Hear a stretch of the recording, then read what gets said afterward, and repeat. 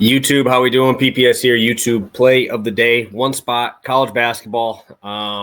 Trying to make sure I get on here a little more often. I've been kind of slacking with Pass the Prop, and obviously making sure we get bets out here more often. I've only had one college basketball play.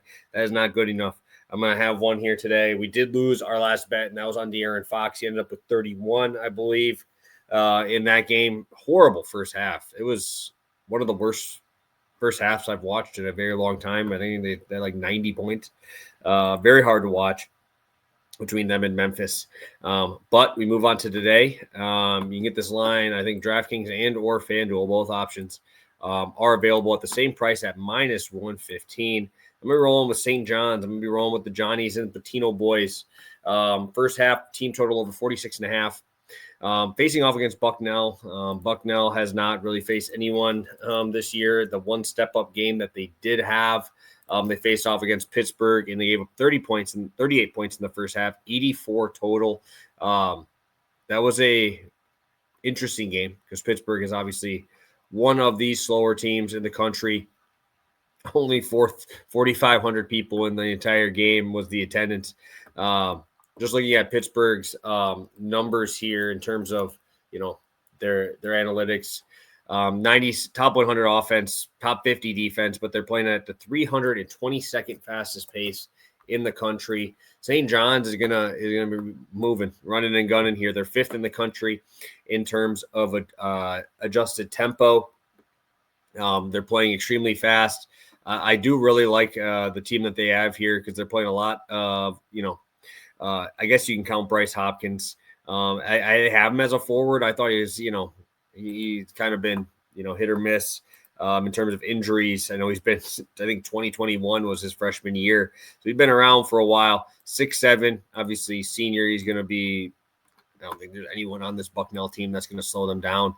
Got him. We have, I think it's Ojefor, I think is how you say it, who should have absolutely no problem with these guys as well. He's shooting 50% from three. I do not expect that to happen throughout the year. But so far this year, 17, 27, and 11 in his 3 games. I just think this pace is going to be way too much for Bucknell. And also, St. John's hasn't had to travel anywhere. Bucknell just had that Pittsburgh game. They got beat by 34. And that's with a team like Pittsburgh who, they did shoot the ball well, but the very limited possessions. It was a slow game. Ton of fouls on both sides. Led that out there. They shot 64% from the free throw line. Pittsburgh did. So still left a lot on the table.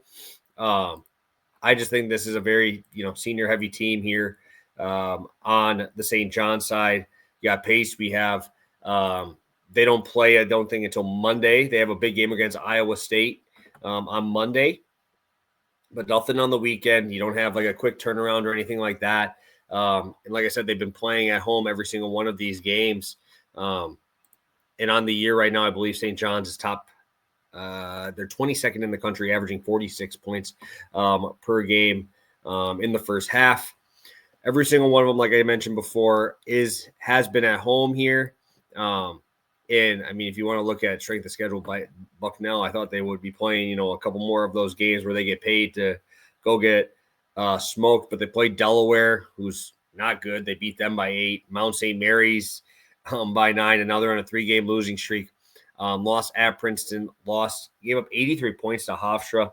I know they're pretty good, but still not the greatest look in the world. They gave up a 49-point second half in that one. I think that this is going to be a very, very tough spot for Bucknell to travel after a Pittsburgh loss. Now you got to go to St. John's. I think they come out firing right away. I don't really see any resistance here.